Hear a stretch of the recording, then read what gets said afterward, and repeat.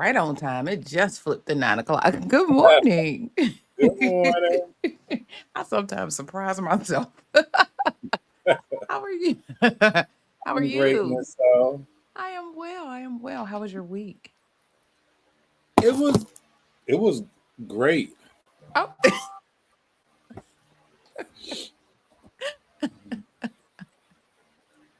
okay. Yes, sir. Yes, sir. I bet it was. I bet it was. Ah, it was busy. It was busy. Um, So that's a good thing though. that's a great thing. Do you hear me? Great thing. And projects on projects on projects. Hey, I love it. There you go. But it was all good, all good. And I learned, oh my God, I learned. No, even better. I learned a lot this week. I will say that. Like so much so I had to have my handy dandy notebook. I feel like Blue's Clues. I used to make my kids watch that. They used to be one of my favorite kids shows.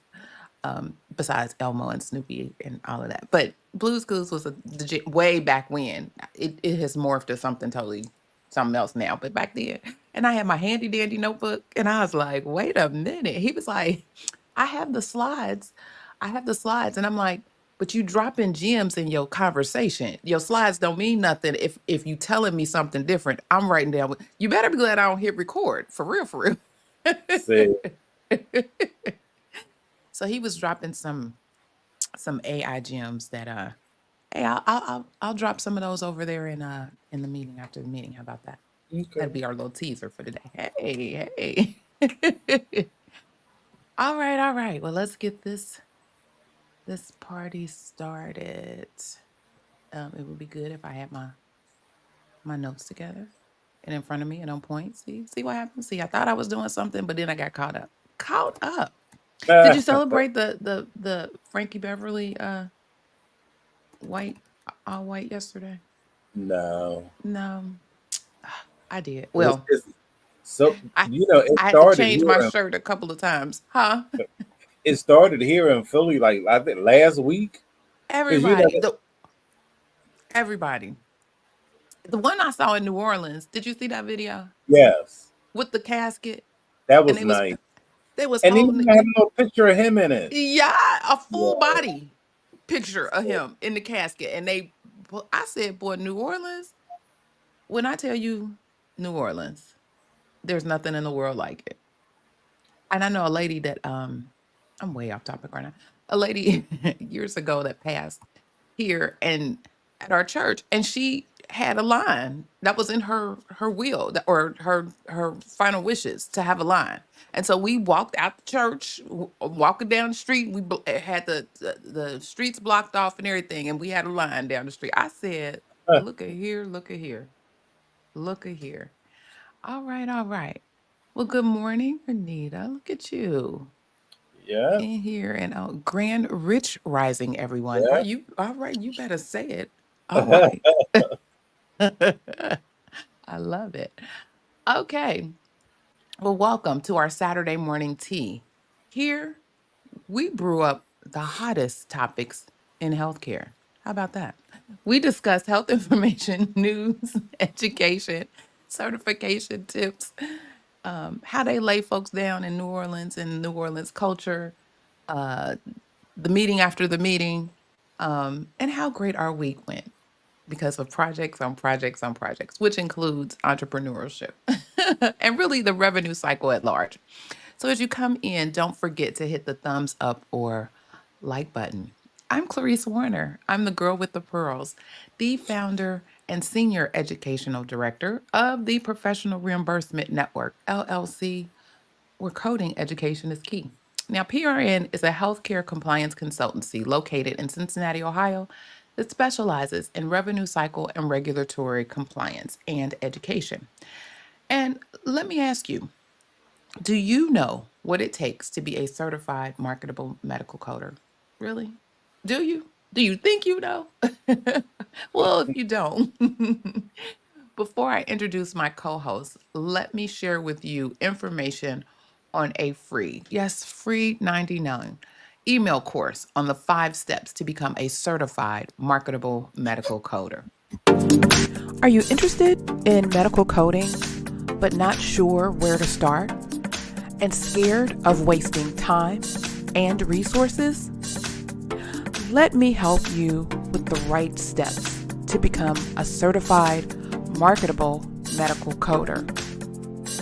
Learn more at bit.ly/5stepscoder. Hey, okay.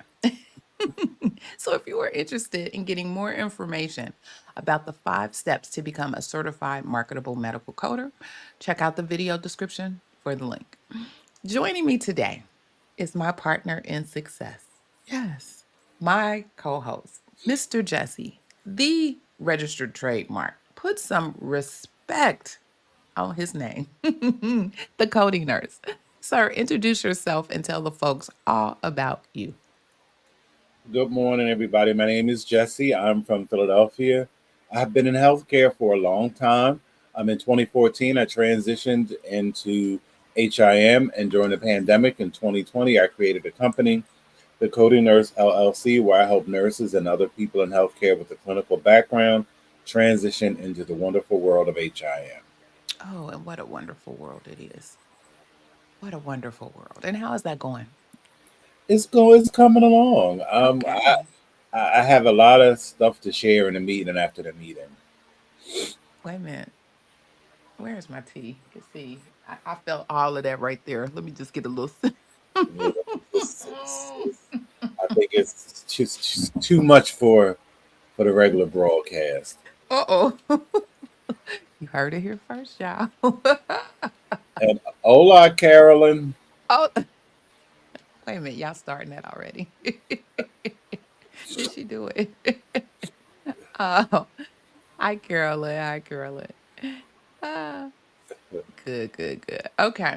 Well, I love it. I love it. Before we jump in, let me remind you that this is where we have a conversation. We bring a topic and we want to hear your thoughts. We want to hear your experiences. We want to hear uh, just your opinions about what about the topics, or sometimes we even include. Wait a minute, she done went further. Hold up, what? I need a translator. As hello, my friends. Okay, look at you, look at you, getting ready. All right. See, if I put some German up here, no. Oh, Let me hit you with my limited. Well, I've had 12, 13 years, but it was probably about 30 years ago. But I can still read it, whether I remember nine. reading. That's all I Hey, said. Nine. yeah, and Guten Tag. Hey, Yes. Sprechen Sie Deutsch. That's it. That's all you I'm get. Biscuit. I'm Biscuit. See? Yeah, yeah. Okay. Look at us. Look Look at at us. See, it. we're about to be. We already international. Wait a minute. I was Yes, about to say we about to. We already international. Trust. that's I have right. several international friends that are friends of the podcast. But we about to extend that reach all over, all over. Okay. So let me just remind you that we are interested in what you have to say. So don't be shy. Use the chat. This is where you can join us in the conversation. And we do believe your opinion matters and, of course, is welcomed here. So the only thing that I ask is if you have a question, so type Q first. So we know it's a question for us and we don't miss it because sometimes we get all wrapped up in the lovely chat and what happens in the chat. So for those who are just joining us or watching the replay, today we are talking about health information code of ethics and upholding trust in healthcare. But first, let us hit you with some church announcements. Sir,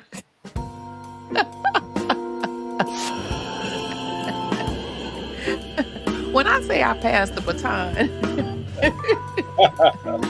he be right there on point. I love it. I love it.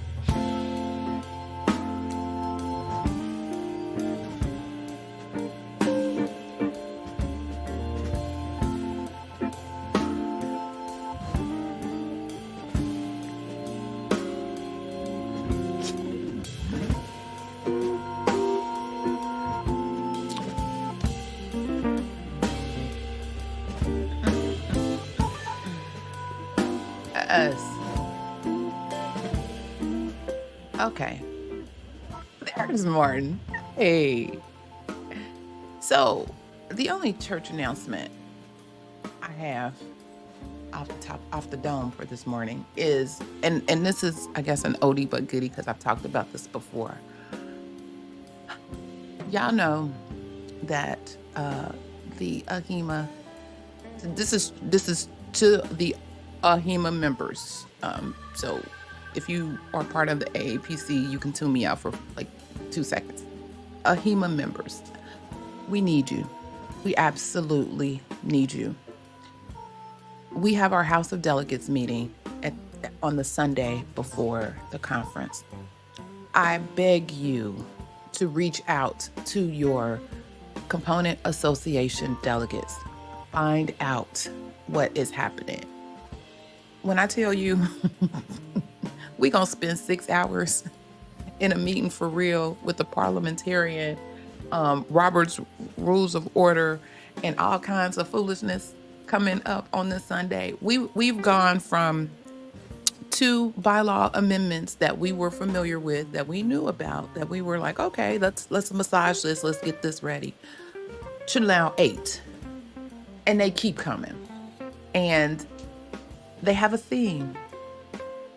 The theme is around the governance structure of AHIMA. Some things folks are proposing that they don't feel is right and needs to change. And as the portion of the governance structure, they want to remove powers from the board. They want to remove some powers from the CEO. It's all kinds of foolishness happening in AHIMA coming up before this conference. And your delegates in your component association is going to speak for you.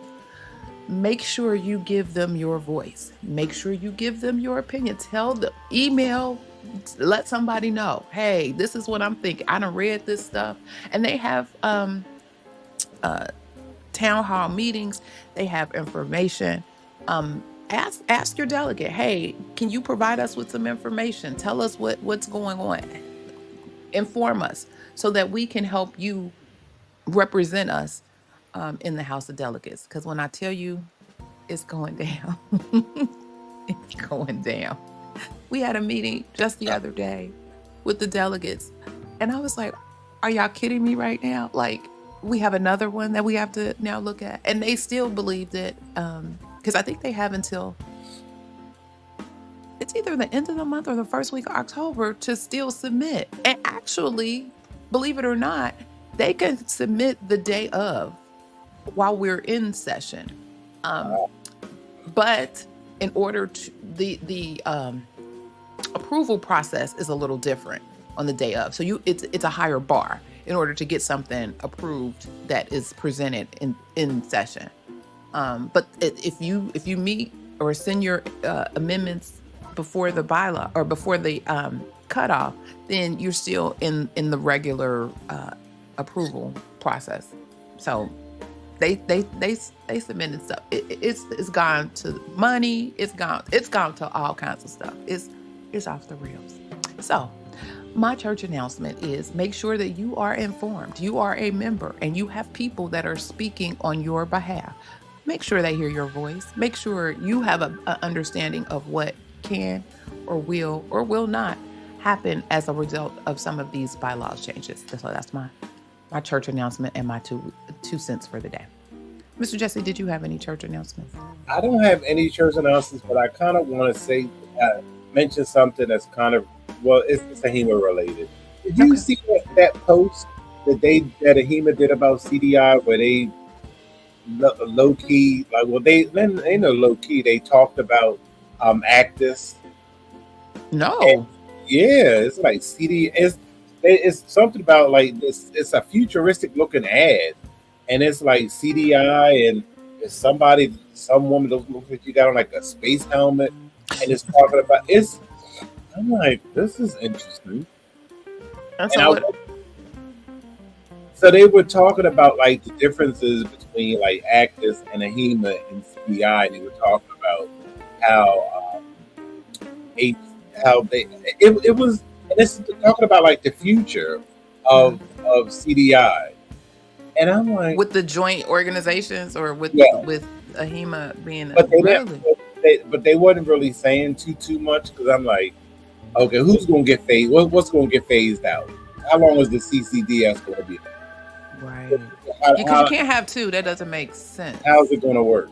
So I just thought that Mhm. was kind of like, Interesting. Interesting. I wonder if they're gonna have a I wonder if that's gonna be something that they present at the conference. Interesting. they really need to, because I'm telling you, like the thing that if what has happened in HIM, in particular CDI, is not troubling to every non-clinical coder out there, it better be, It better because be. when you give clinical people an inch, they will take 27 miles. Before you know it, a HEMA will be nothing but a bigger version of Actis. And that's Wow. not what you want. You heard it I here promise. first. You heard I it here promise. first. Wow. Wow. Interesting. Okay. Good morning, Vicky. Good morning. So, does any of our audience participation have any church announcements now? Speak now or forever hold your peace.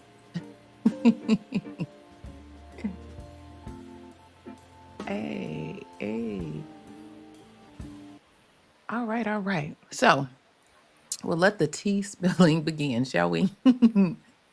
So, we talked a little bit about this last week, and it was like, aha, let's go through these code of ethics. Let's have a conversation about what it is that we've signed up for. Well, who it is that we are supposed to be in our profession as we represent health information. So, we're the guardians of sensitive health data. We are the keepers of all things health information related. And really, our code of ethics, it matters. It matters. It not only should it matter to you, but it matters to those that we serve and protect. Sound like police, don't we? But we are actually police of the data. Um, and then our code of ethics, actually, it's part of, and it shapes everything that we do. So I'm only going to speak to the two major national organizations. I know we have some sprinkling of all kinds of folks out here in these streets, but we're going to talk AHEMA and we're going to talk AAPC. So, um, the American Health Information Management Association, or AHEMA, if you don't know, um, it's not it shouldn't be, and actually, neither one of these should be just some documents that you have somewhere, or a link that you done save somewhere. Folks really need to take a look and see what it is that they done signed up for, and what it is and what it's about. So, AHEMA's Code of Ethics actually has 13 principles. 13 principles, and they range from privacy, advocacy, all the way through professional development. And it's all about balancing patient rights, data integrity, and professional conduct. And remember, this applies to all AHEMA members, certification holders, and students, HIM students. You all are part of what's happening here. Let me see. I think I'm going to share my screen.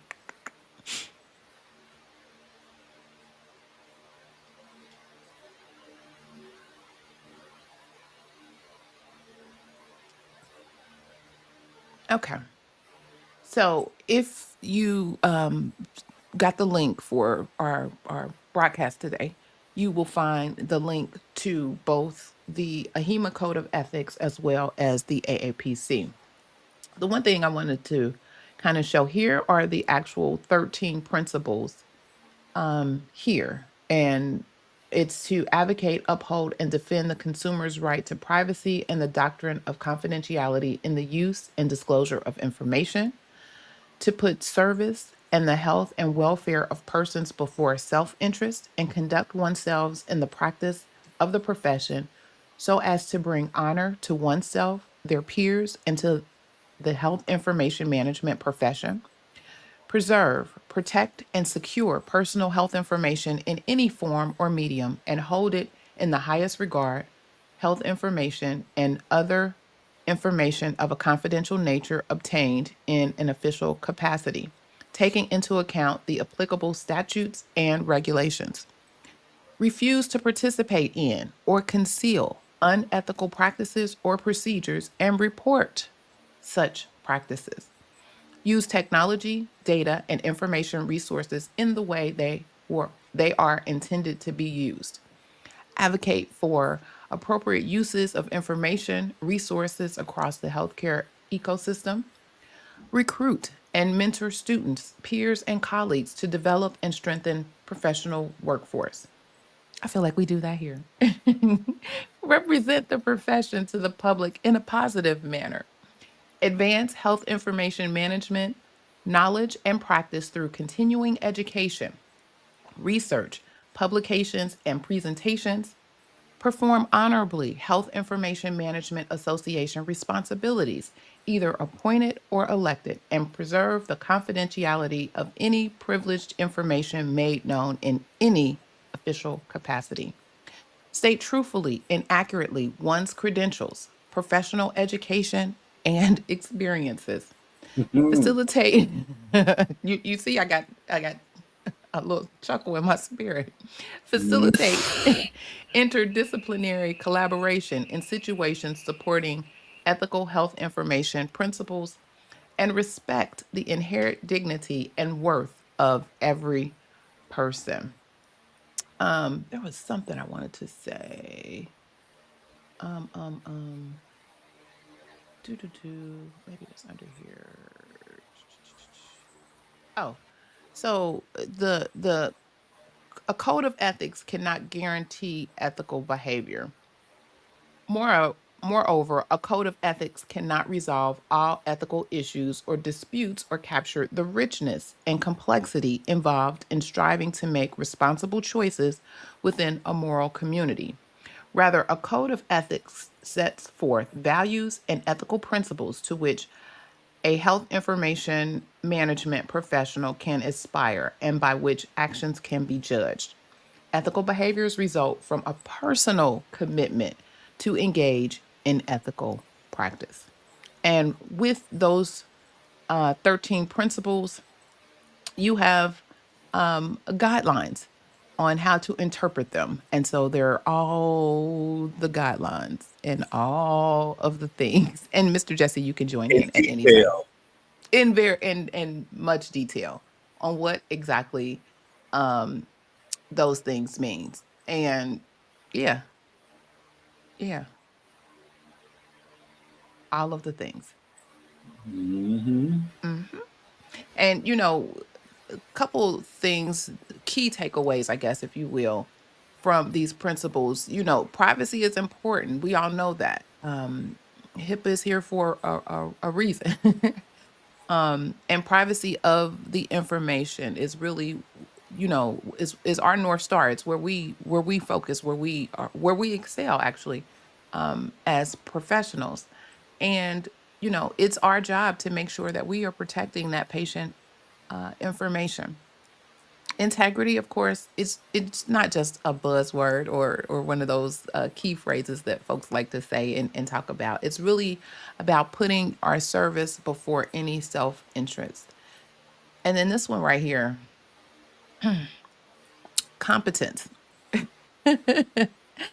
Competence is non-negotiable. You have to know what you're doing over here in this world. You can't just kind of fake the funk, even though we've seen numerous examples of late where folks is just coming out the woodwork. But really, you in order to maintain that um, high level of competence within our field, we've talked about this forever. It is all about continuous learning, lifelong learning. You will be learning something. I just mentioned today, I learned a whole bunch this week. You will learn something all the time that will help you in our field. So um, I don't know if they do it. I think there was a couple of um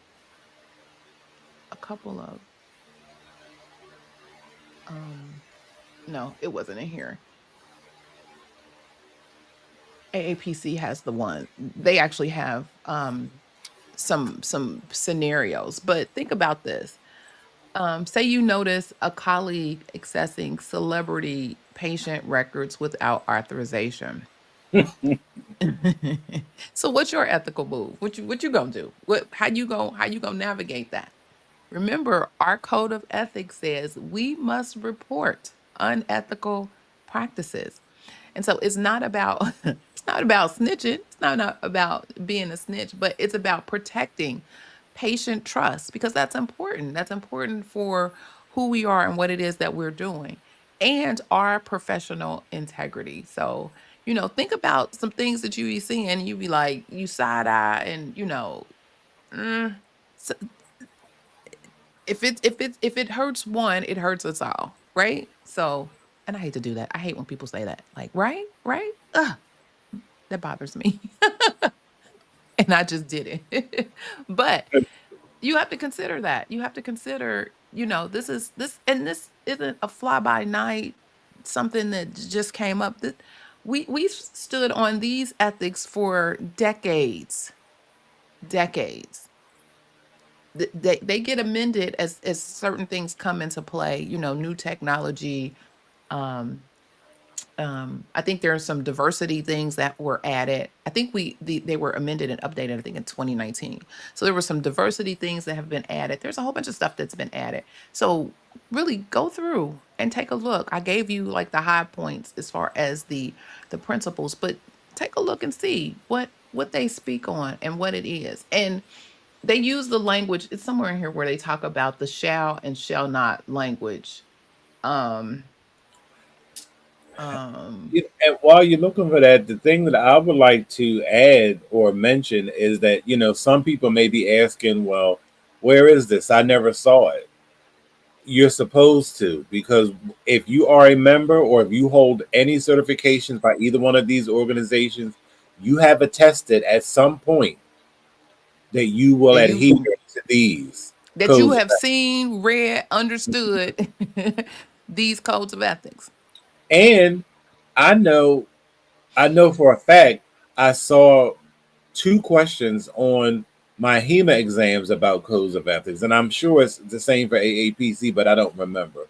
So you get tested, Mhm.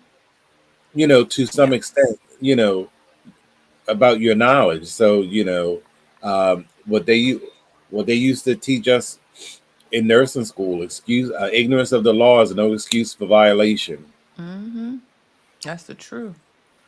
So it says the guidelines for ethical and unethical behavior are provided to assist with the interpretation of AHIMA's code of ethics. The terms shall and shall not are used as a basis for setting high standards for behavior. This does not imply that everyone, quote, shall or, quote, shall not do everything that is listed. This concept is true for the entire code. If someone engages in the stated activities, ethical behavior is the standard. The guidelines are not a comprehensive list. For example, the statement safeguard all confidential consumer information to include, but not limited to, personal, health, financial, genetic, and outcome information can also be interpreted as shall not fail to safeguard all confidential consumer information to include personal, health, financial, genetic, and outcome information. Yeah. So yeah, it's a whole thing out here. It's a whole thing. It is. So let's roll back because you was chuckling. You were chuckling on my principle number 11. State truthfully and accurately one's credentials, professional education, and experience. What was in your spirit? But it's the experience part for me because, and just the whole thing because you have these people who the sad part is it's not just in HIM, it's in It's not. society, in It our is. culture as Americans. We have gotten so far away from actual experience and actual knowledge. We have fallen for you know um, letters and designations after our names as opposed to the pursuit of real knowledge of what it really means to possess those letters and designations. And because of that, because of the lack of core experience, people have gotten, this is why healthcare on the back end is just it has just run amok.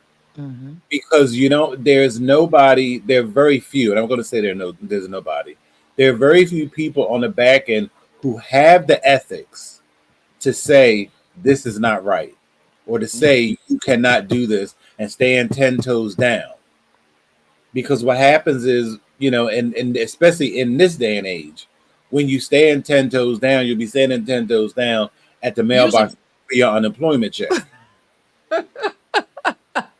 it's like usually by yourself. Like, well, we was Mhm. all here together, right? Like they be Mhm. like, you know what, you on your own. I'm out. Peace. However, sometimes that's what you got to do, right? That's see, I did it again. Sometimes that's what you have to do. Sometimes that's you have to take a stand. You have to take a stand, and you know these are guidelines. These are guidelines to these principles that again to as Mr. Jesse has so eloquently stated, you attested to, you done signed off on as a member. That's what you're doing. Now, again, these hold true for all of folks who, again, are members, have credentials, even students. So it casts a wide net. Cast a wide. You can't be like, well, no, I'm not a member, but you got their credentials, right? You credentialed over here with AHEMA, so this means you too. Let's switch over to the AAPC Code of Ethics. So, um, this this one right here focuses on 6 core values of integrity, respect, commitment, competence, fairness, and responsibility. Again, this code applies to all AAPC members, and it's part of your membership deal. So all of the things, and you as certified uh, AAPC professionals. Again, it's not just about following rules, it's about embodying professional excellence. And let me bring up this one as well.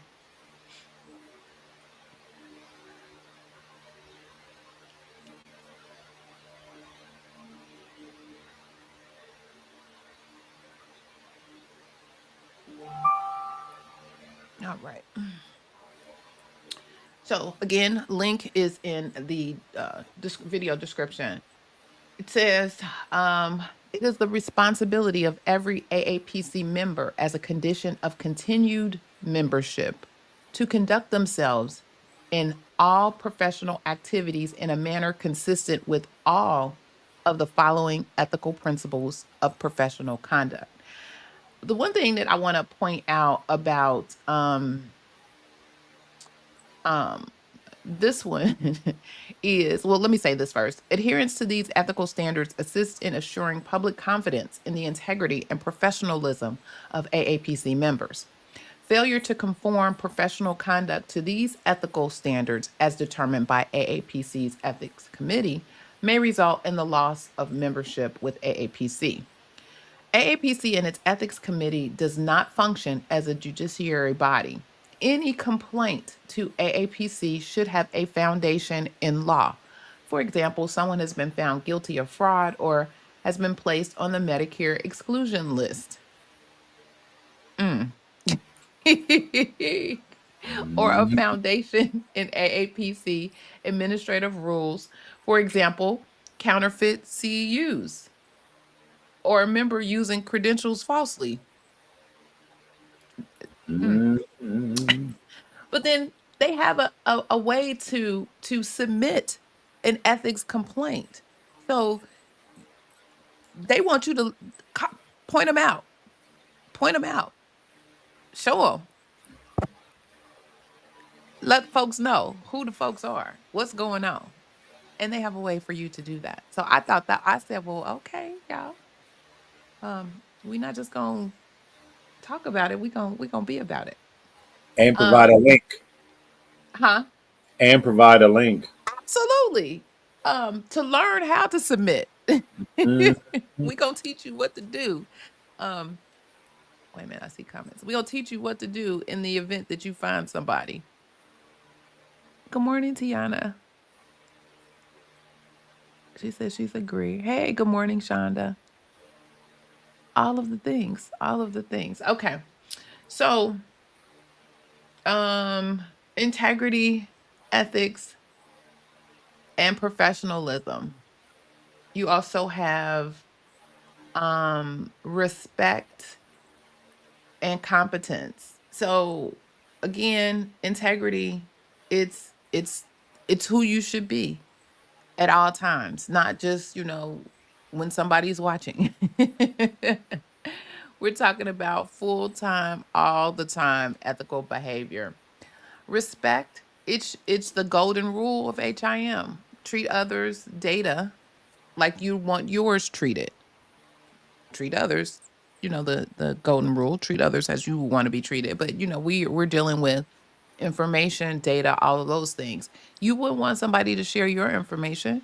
You wouldn't want somebody who didn't have a reason to be knowledgeable about whatever situation it is that you have, from a healthcare perspective, um, to be all in the business and all in the tea. So why would you, right?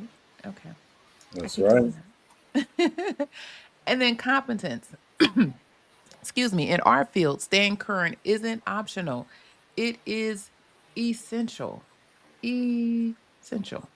So they give you um some examples and scenarios. It says integrity requires strong moral principles, good character, honor, and honesty. Honesty is fairly cut and dry, but good character and honor are more obtuse qualities. It may be easier to illustrate the concept of integrity through examples.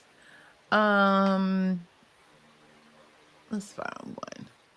So, do you cut corners and neglect workplace regulations? In healthcare, ignoring policies can lead to mistakes, noncompliance, and potentially life threatening situations for patients. Taking shortcuts or seeking the easiest way to get through the day does not reflect a person with integrity.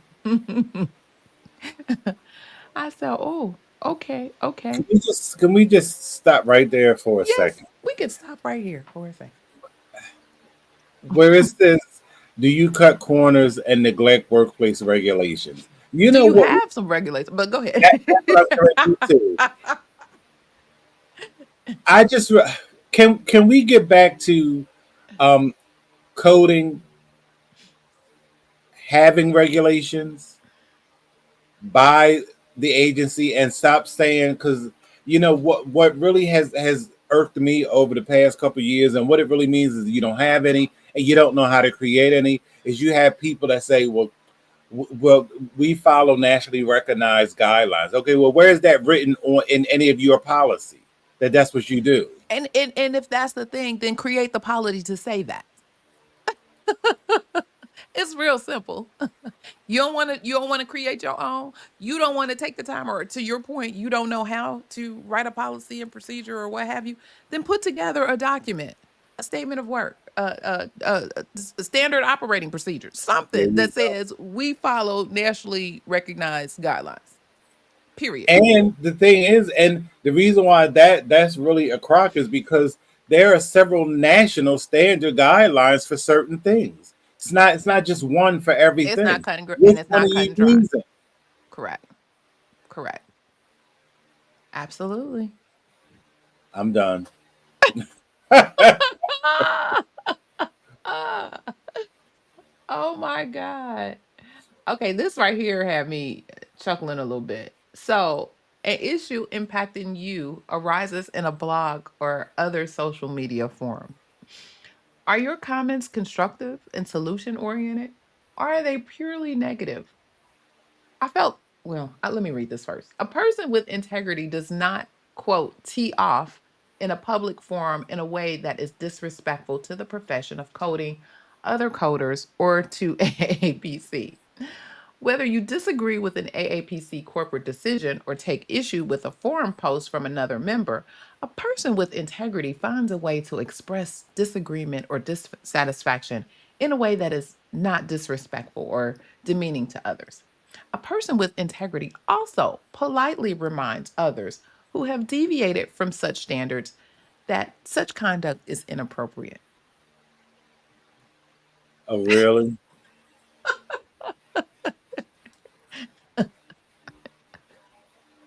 Ooh, I said the APC was in their feelings when they wrote that, wasn't they? That's all I got. She said the tea. She is showing her teacup already. They were in their feelings, I think. Oh, I Because think so too. that was really Ah, No, because basically we don't like how y'all are talking about us on social media.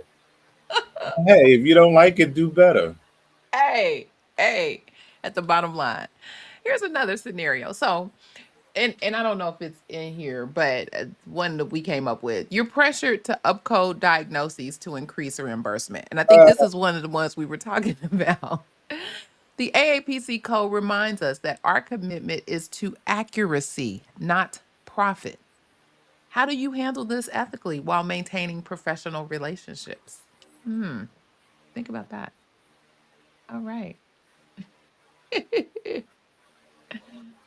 Oh my gosh. Yeah. So I wonder if they had something in here related to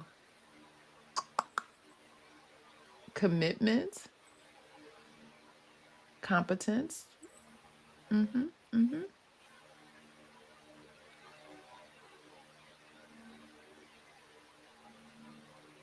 They talk about I wanted to see, did they have and there's and I see where they talk about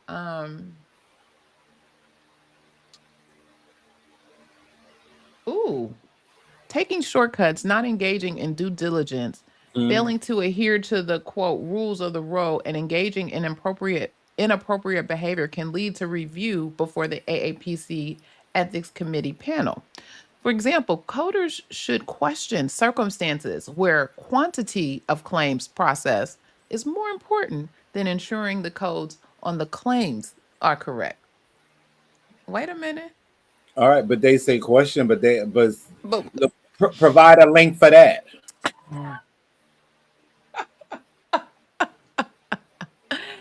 help your people out. Help your Exactly. people out. 'Cause what is that? I mean, we all coders question that, but you saying that to say what? Once again, like elaborate or provide a link, learn more. Yes, tools to help you in those types of situations. Because to your point, we all have been there. Let's Yep. see. Yeah. Shonda says, struggling with this right now. Use this CPT code because the RVU is higher. Mm-hmm. Mm-hmm.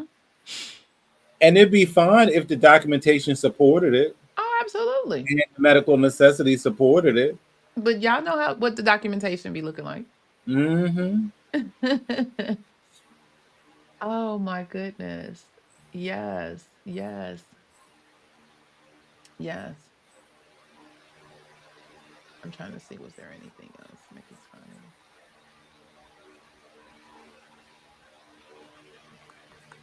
Developing and achieving a skill set that fosters high quality, effective work product and work process. maintaining credentials and coding expertise through ongoing continuing education, networking, and professional development, and maintaining a strong knowledge base of key principles, including an awareness and understanding of applicable laws and regulations surrounding the ethical and competent professional coding. Mm-hmm. Yeah. Yeah. And then I don't know who this person is. Did they just write their own little thing in here? But they have fairness um added. Our responsibilities.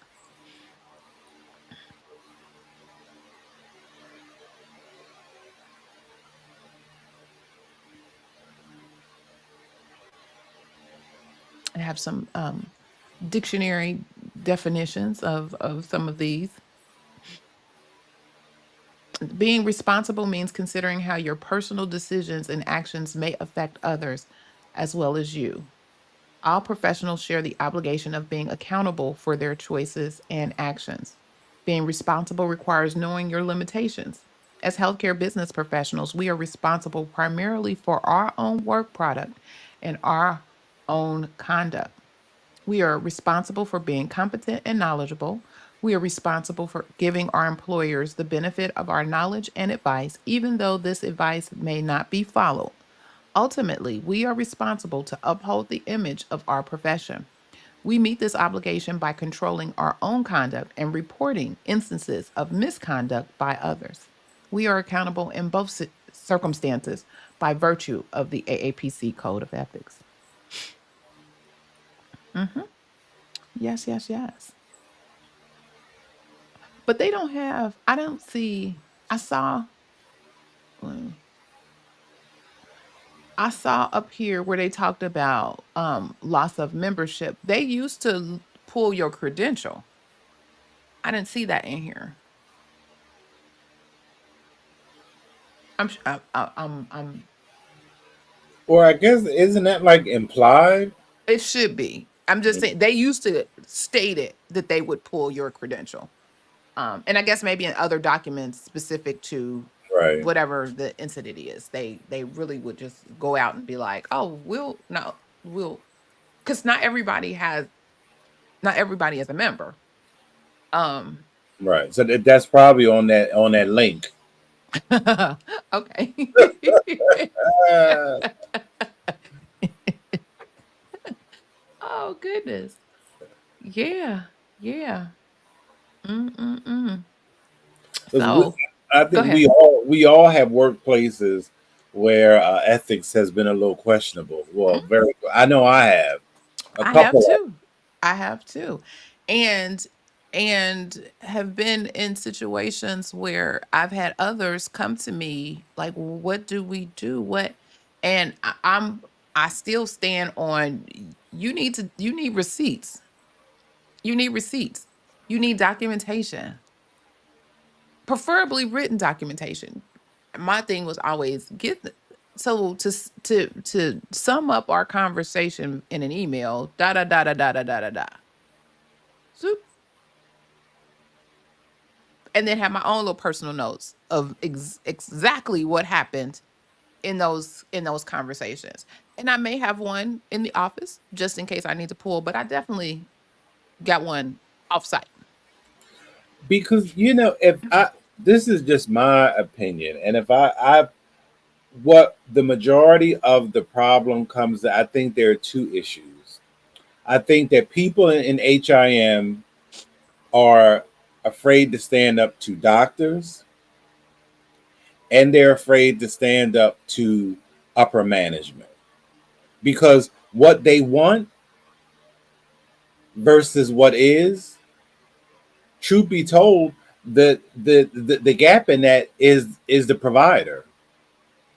Because if the provider is documented properly, you can make all the money in the world. Mm, But if that documentation is not right, then how can you justify it? Because you know, Becky might let it slide and go ahead and put it through and submit it, and it may get paid. But guess what? Somebody somewhere in this audit trail is going to be like, none of this. who knows what they're doing is going, no, no, no, that's not going to fly. Mm-hmm. And then you got to then it comes back to that you got to get his money back. Mm-hmm. When if you had a nipped it in the bud in the beginning, you wouldn't have this problem. Exactly. Exactly. And that's kind of, thinking through how do you apply these principles every day. So, think about when you're faced with some of these challenges, h- I won't say, because our guidelines are our Bible. I won't say this is your Bible, but this the hymnal. This is something you got to have on deck to consider. How can I uphold our code of ethics? What's happening today that is going to remind me of the things that I've already attested to that I'm going to do as a health information professional.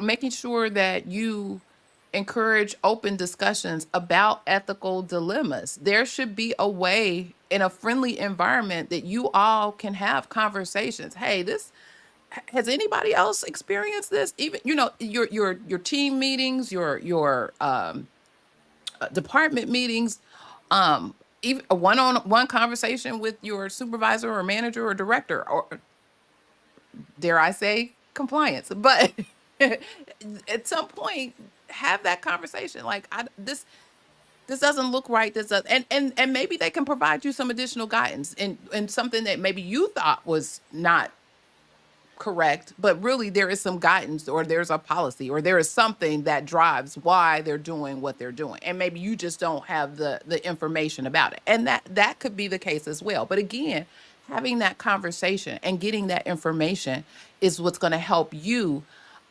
maintain the code of ethics that you should be following. And then remember, you have links to this. Check this out. It's a tool for you. It should, and as I do like that the AAPC actually gives them scenarios, some real life, real world practical scenarios that people can reference as they consider situations and circumstances that may be happening to them. I do like that. Well, Shonda is. Have you seen her comments? Uh-oh. Well, she said say that. Yeah, she said she's going through something like this right now, and management flip-flops too much. They do, and you should go to your compliance person. I'm always 10 toes down, speak to compliance. Um, and get them involved. Because sometimes it's bigger than you, um, and your voice will only go so far, and you may need an advocate. And your compliance professionals should be that advocate for you. I'll say it that way. How about that? Emphasis on the should, It should be. because I'm telling like we had every time you mention Have it. compliance, I've never met a compliance department like the one you have in your mind. It ain't that's not the reality. It It wasn't the one could in be my like mind. It was the one that I worked in. So it was okay, the one I well, directed. So but no, no, you sir. but guess what you need to do a crash course. You need to do some kind of online program for all these other newfangled compliance people because I've never when I tell you never. When you told me, like, you didn't even know who the people were or what was going, that's mind boggling to me. And how do you like even part of onboarding? How are you in such a heavily regulated field like HIM? And you don't even have like the compliance people don't aren't even part of the onboarding process. Not even a In five. ours, we were. So Okay. we were part of the provider onboarding. So I had a whole spiel that I provided to them about fraud and abuse, um, key TAMs, about uh, anti-kickback, all of the heavy hitters that Medicare looks for, or CMS looks for, from providers. We had a whole they got a they everybody walked out with their eyes wide open, like, for real? Well, wait a minute. Well, we didn't know. Da da da. We appreciate it. So I had it on that side, but I also had it on this on the regular associate side where I am telling them you compliance is you. It's not just this office, it's you too. And you have a responsibility to make sure that you are operating compliantly for this organization. And or when you see something similar to this, when you see something, you say something. And this is where you can say it. There are hotlines. We gave hotline information. So if you wanted to be anonymous, you could. Um, if you didn't and wanted to say, hey, I'm so and so and so, and I work in such and such a department and blah, blah, blah, blah, blah. Anytime anything hit that hotline, or anytime anybody came to one of our compliance professionals, we had an obligation to investigate. We had to. It's part of what we promises, the promises that we provided to our team members, our associates, to the people coming to the work for the organization. That was our promise to them. We're going to investigate it. Now, sometimes we had some off the wall and shady kind of stuff. Well, so and so this and this, that, and the third, and that. They'd be like, oh my God, this is a soap opera. And we would nip a lot of that in the bud. And some of it was HR related. And so those types of things, we definitely like, this ain't even us. We push that stuff off to HR. But we had that when they onboarded. Part of your annual we had a annual training. So every year you had to go through and like do your what is it? Like safety training, all of that. You had to do that every year. And all of that was tied to any bonuses or compensation, because if you didn't complete that stuff, then you weren't considered for the bonuses or whatever. So it was a carrot and stick type of thing. But we had components. We had a privacy component in that. So you went through and did all these courses, and answered the questions, and you had to pass with I think a 70 or above, or 80 or above. Um, and then we also had one that was specific to compliance and reminding them about, fraud and abuse, what that looks like, documentate all of the things. So we had a very robust, and in both of the major organizations that I worked in as a compliance professional, we had those. One way more than the other, but we still had them. We still had them Okay. in my world. So that's a whole. So you're right. That's a whole other. So how are people? What are y'all doing? Like, and I know it's always a conversation or a balancing act between, the organization, the C-suite, the um and the associates. It's real clear on the tone of the organization based on its organizational chart and where compliance sits and who compliance reports to. I'll say that.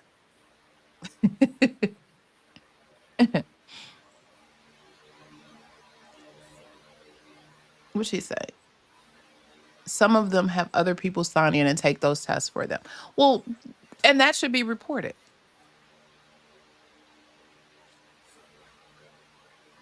That should be reported. And again, I can only speak to organizations that I have been affiliated with and been a part of and directed, because I know that's what our process was. And so, yeah. So those are our code of ethics. What do you think about those? Are you familiar? Hopefully this wasn't brand new for you. But um nobody, no HIM department goes into detail about the code of ethics like we just did, because what will happen then is, see, they'll have more questions that they're not really willing or able to answer, because that's true. people, we encounter ethical situations every day in this line of work. We really, really Hmm. do. We do. We And do. it's just it's just a whole lot of shenanigans going on out here. Hmm. Absolutely, Shonda. You know how to reach me. Absolutely. Yeah, it's a lot. It's a whole lot going on. Um, but again, remember that these code of ethics set us apart and hopefully ensures that we're worthy of the trust that people place in us because we are following this. Um, and again, this is a tool. You have it, use it. We want to continue to elevate our field through ethical excellence. We want to show and prove. And hopefully, especially with the AAPC and their click here, you can weed those folks that don't supposed to be over here out. Like, because in any profession, you have some bad apples. And maybe we can kind of do something to weed those people out if they are not living up to this code of ethics. And sometimes folks come in shady as hell, but eventually their true colors show.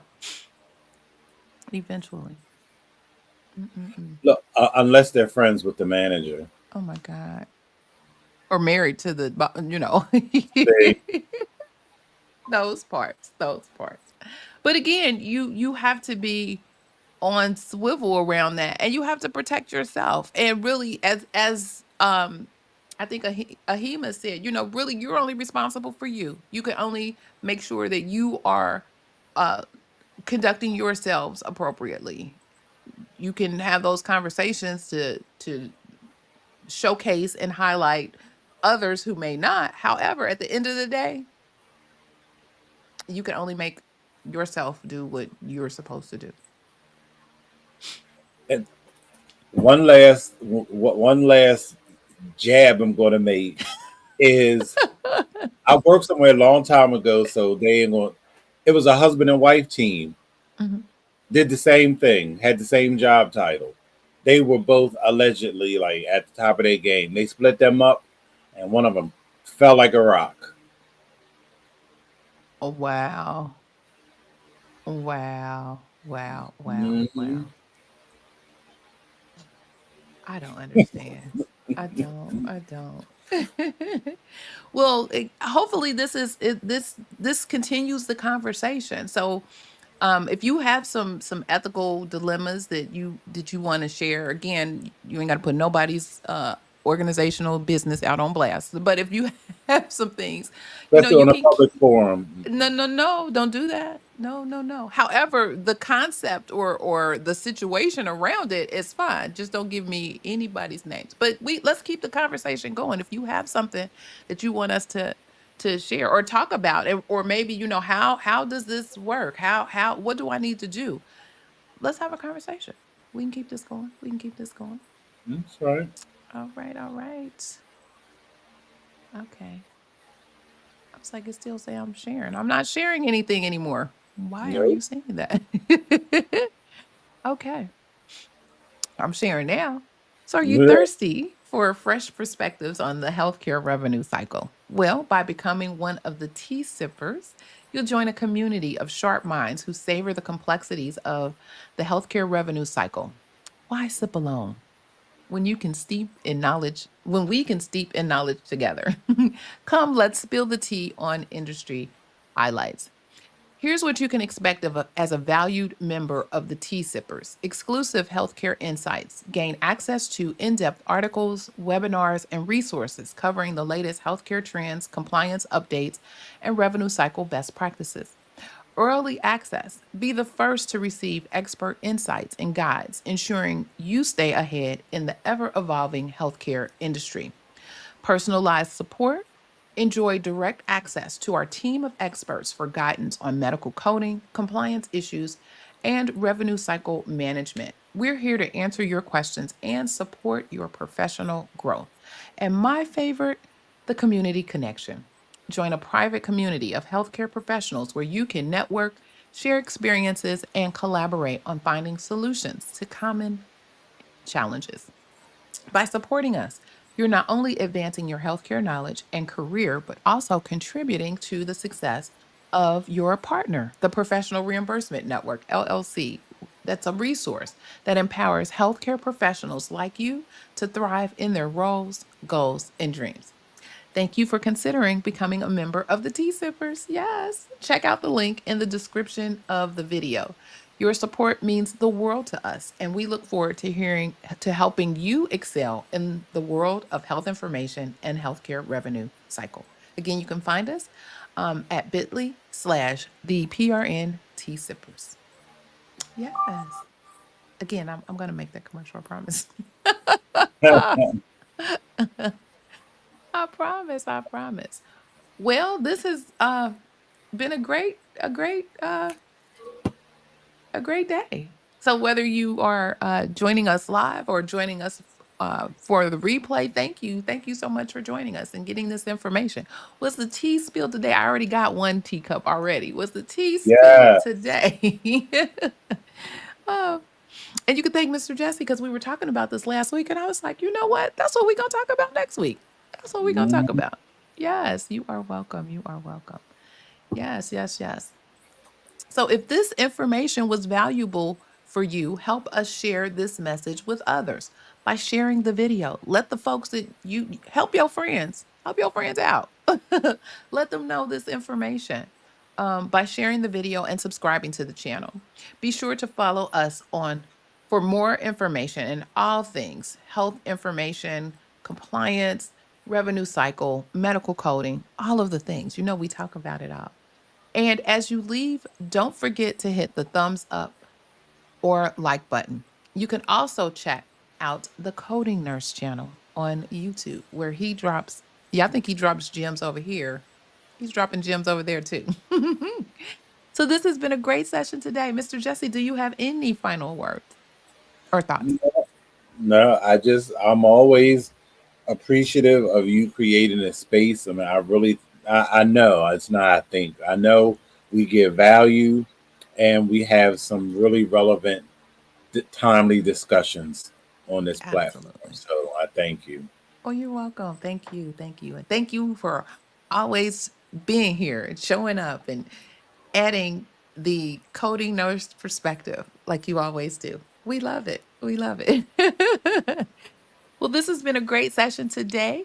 See you tea sippers at 10:15 a.m. sharp. That's where we have our meeting after the meeting. Yeah, we talk about some things here, but we talk about some things there. So, again, thank you for joining. And remember, be safe, be kind, and don't wish for it, work for it. Until next time, take care. Have a great weekend. Bye, See you everybody. next time.